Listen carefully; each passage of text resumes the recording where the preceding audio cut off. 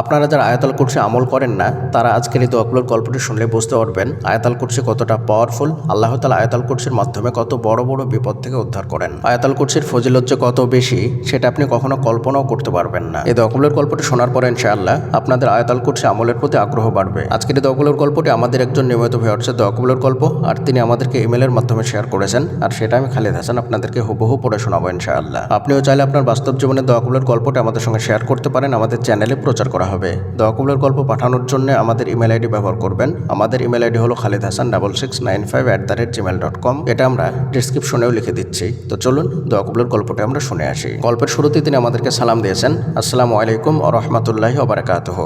ওয়া আলাইকুম আসসালাম ওয়া রাহমাতুল্লাহি ওয়া বারাকাতুহু। এরপরে তিনি লিখছেন, আমি মিমি, ঢাকা বাংলাদেশ থেকে বলছি। আজ আমি আপনাদের সাথে শেয়ার করব আমার জীবনের ঘটে যাওয়া অলৌকিক 3টি ঘটনা। 1 নম্বর ঘটনা, আমি তখন ক্লাস 6-এ পড়ি। আমি সবসময় বাসা থেকে বের হওয়ার সময় সূরা হাশরের শেষ 3 আয়াত এবং আয়াতুল কুরসি পাঠ করতাম। একদিন স্কুল থেকে বাসায় ফেরার সময় রাস্তায় একটা কাঠের কিছু গাঁথা ছিল, সেটার সাথে হোঁচট খেয়ে পড়েই যাচ্ছিলাম। পাশেই ছিল বাকরখানি দোকান।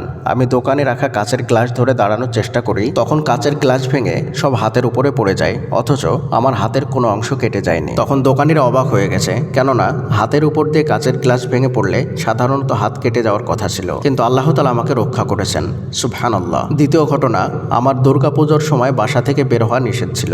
যেহেতু আমার প্রতিদিন কোচিং করতেই হবে, সামনে এইচএসসি এক্সাম ছিল, তাই আমি বাধ্য হয়ে বের হই। কোচিং ছুটি হয় সন্ধ্যার পর। আমি, আম্মু, ছোট বোন আমরা কবরস্থানের রাস্তা দিয়ে রিকশায় করে বাড়ি ফিরছিলাম। তখন দেখলাম খুব স্পিডে একটা ট্রাক আসছে। যেহেতু সচরাচর সেই রাস্তায় রাতের বেলায় মানুষ যাতায়াত করে না, আমরা সবাই ট্রাক ড্রাইভারকে জোরে জোরে বলছিলাম ট্রাক স্লো করতে, কিন্তু সে শুনতেই পায়নি। আপনি বিলিভ করবেন কিনা জানি না, জাস্ট 1 সেকেন্ডের ব্যবধানে আল্লাহ আমাদের বাঁচিয়ে নিয়েছে। আমি ভেবেই নিয়েছিলাম মৃত্যু নিশ্চিত। শেষবারের মতো দোয়া ইউনুস কালেমা শাহাদাত পাঠ করছিলাম। আলহামদুলিল্লাহ, আল্লাহ আমাদের বাঁচিয়েছেন। তৃতীয় ঘটনা, 13 জুন 2026। আমি বাসা থেকে শুধু আয়াতুল কুরসি পাঠ করে বের হয়েছিলাম।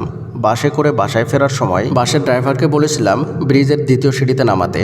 উনি 2য় সিঁড়ির কাছাকাছি এসে বাস একদম স্লো করে। এরপর জিজ্ঞেস করছিল কারা নামবে সিঁড়িতে। আমি ভেবেছিলাম হয়তো 2য় সিঁড়িতে এসে পড়েছি, তাই নামতে গিয়েছি। সেই মুহূর্তে বাস স্পিড বাড়িয়ে দেয়, আর আমি বাস থেকে ছিটকে পড়ে গেছি। বাস থেকে ছিটকে পড়ে যাওয়ার কারণে আমার মাথায় আঘাত পাওয়ার কথা ছিল, হসপিটালে ভর্তি থাকার কথা ছিল, কিন্তু আল্লাহর অশেষ রহমতে আমি বিন্দু মাত্র ব্যথা পাইনি। আমি পড়ে গিয়েছিলাম ঠিকই, কিন্তু আমার মস্তিষ্ক তখনও কাজ করছিল।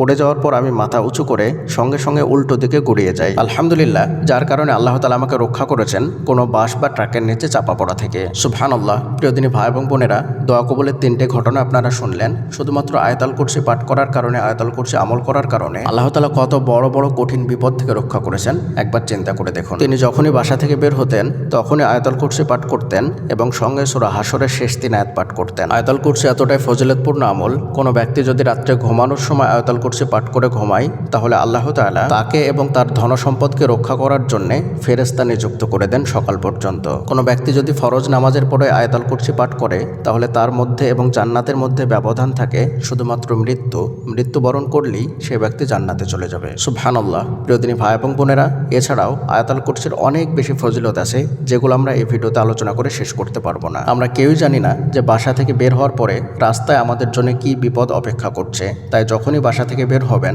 তখনই বাসা থেকে বের হওয়ার যে দোয়া আছে সেই দোয়াটা পাঠ করবেন এবং সঙ্গে আয়াতুল কুরসি পাঠ করবেন। ইনশাআল্লাহ আল্লাহ তাআলা আপনাকে রাস্তার মধ্যে বিপদ আপদ থেকে রক্ষা করবেন। বাসা থেকে বের হওয়ার দোয়া হচ্ছে বিসমিল্লাহি তাওয়াক্কালতু আলাল্লাহ লা হাওলা ওয়ালা কুওয়াতা ইল্লা বিল্লাহ, এবং সঙ্গে আয়াতুল কুরসিটাও পাঠ করে নেবেন। আল্লাহ তাআলা আপনাকে সমস্ত বিপদ আপদ থেকে রক্ষা করবেন। আয়াতুল কুরসি আমল করলে আল্লাহ তাআলা জিন শয়তানের হাত থেকেও রক্ষা করবেন।